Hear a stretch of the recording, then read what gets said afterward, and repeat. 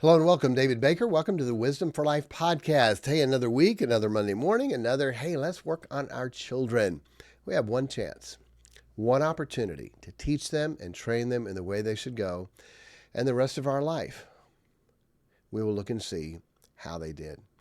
We'll look and see how we did. How did we do teaching them and training them? It is such a big deal to make sure that we instill in them while we can everything that we can.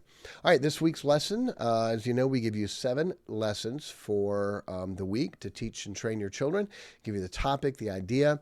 You ought to take one of these verses and use it as a memory verse, and then write these verses down and then read them to your kids, talk about them. And that would be helpful. All right, the week is on humility, okay? Everyone has to work to keep themselves humble. How come? Pride can come up in everyone, okay? Pride would come up in everyone. You would think the king would need it a lot, but so does everyone. Everyone can be proud of something. Some people are proud of their humility. They think they're humble. There's so many people I see are so proud, and like, really? You don't have anything to be proud about. And then when I say that, that's a proud statement, okay? So every one of us has to work on humility because everybody can be proud, all right? Definition, humility is recognizing that God and others are responsible for the achievements in my life, okay? It's not the dictionary definition, but it's a biblical right definition. Humility, recognizing that God and others are responsible for all the achievements in my life. Humility, Spurgeon said, is making a right estimate of oneself. Making a right estimate of oneself. Not to think of himself any higher or lower than he ought to think. All right, so day 1, God will give grace to the lowly or humble.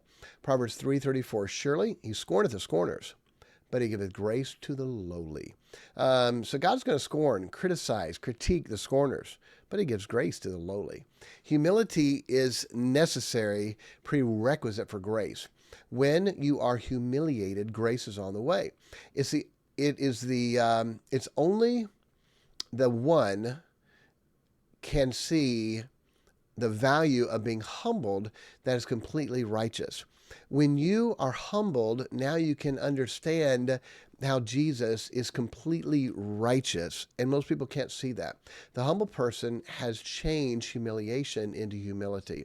When we're humbled and then we're humiliated, we understand, and there's a purpose in it that happens. So God gives grace to the lowly or to the humble. And grace is that undeserved favor, okay? I don't like to be humbled. Okay, but I like grace.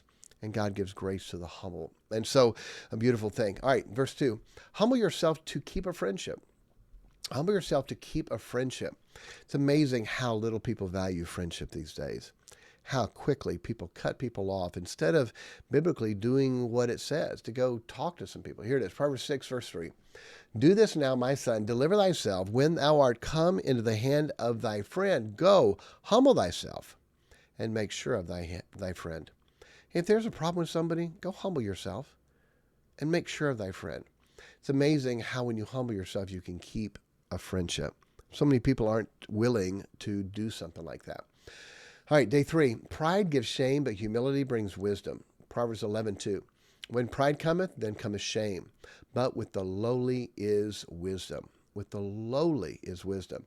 How God will take and give wisdom when we are low, when we do not have a proud opinion of ourselves. Boy, we need wisdom, okay? I go to God and say, God, without you, I'm nothing. God, I need wisdom. I need wisdom. And so when pride comes, guess what? Shame's going to be there, but with the lowly is wisdom. Day 4. Before God gives honor, we need to be humble. Proverbs 15:33, the fear of the Lord is the instruction of wisdom. Before honor is humility. What happens if we get honor and we're proud? It goes to our head, we take credit for it ourselves, and we think we're something. No, what we're supposed to do before honor is humility.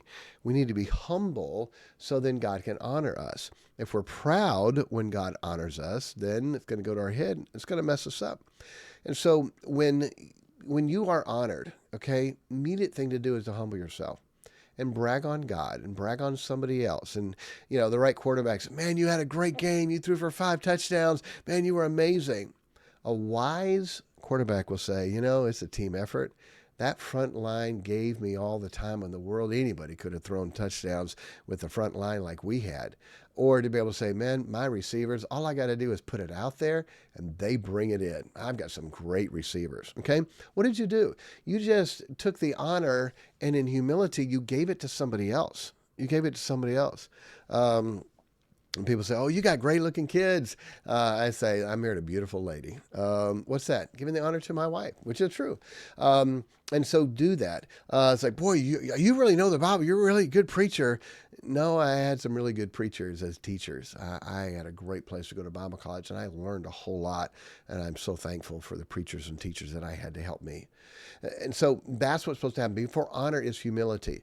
And when honor comes, then you be the one to humble yourself and let them realize that you're not taking it on yourself, but you're helping them. All right.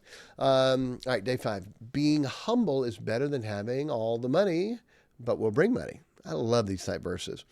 Proverbs 16:19. Better it is to be of a humble spirit with the lowly than to divide the spoil with the proud. Okay, so it's better to be of a humble spirit with the lowly. Be humble with the lowly. That's better than having all the money, all the spoil with the proud.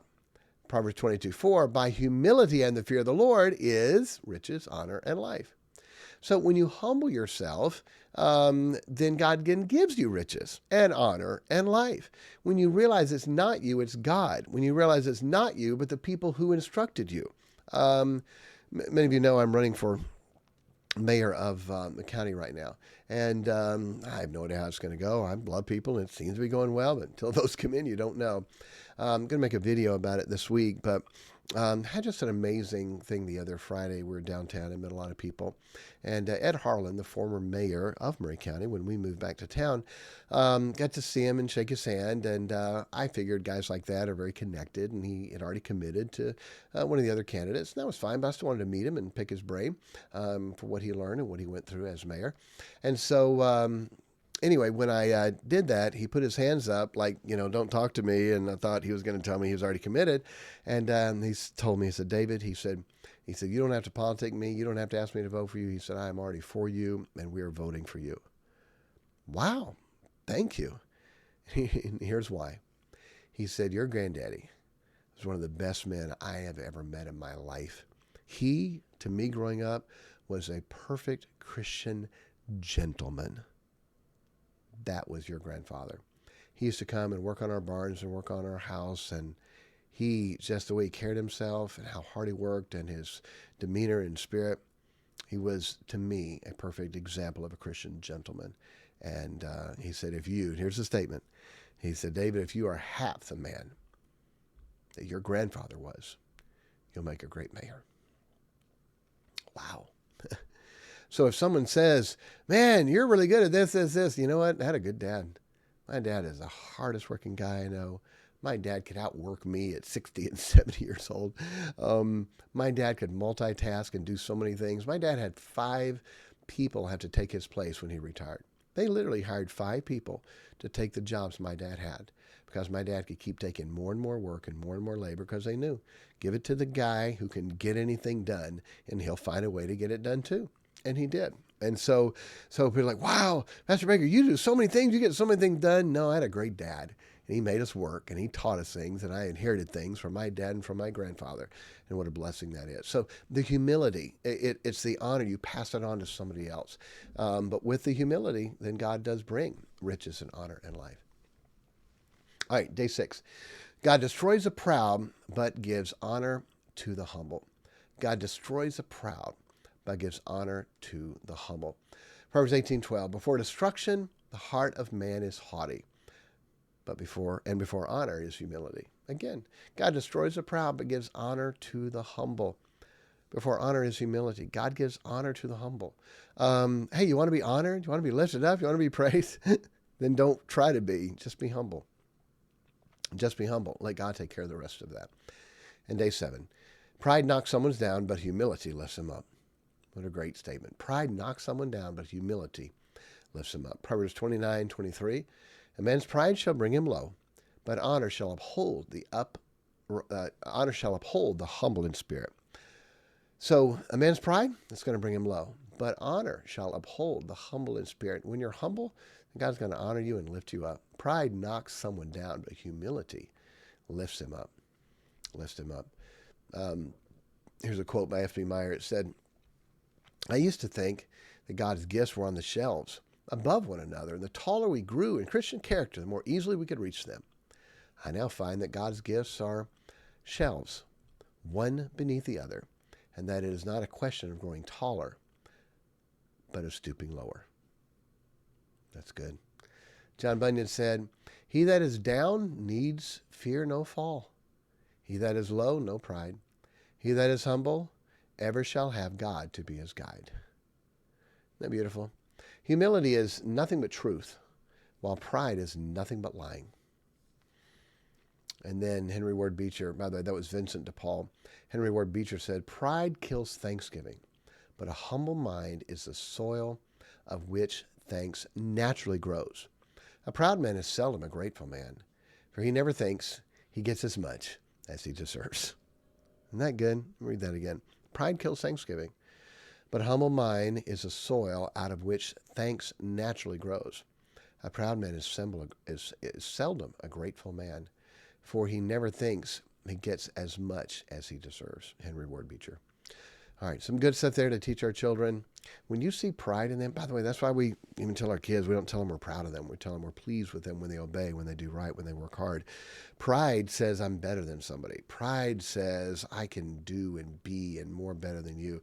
And that's a dangerous thing, because when your kids get proud, guess who they turn it on? Guess who it comes back on? It comes back on you as parents, okay? So when you see that pride, you can't allow that pride. I, me, my. No, humility. You be humble. You be that type person. And you and your family and your children will be blessed by it. All right. Hey, God bless. Have a great one. We'll talk to you next time.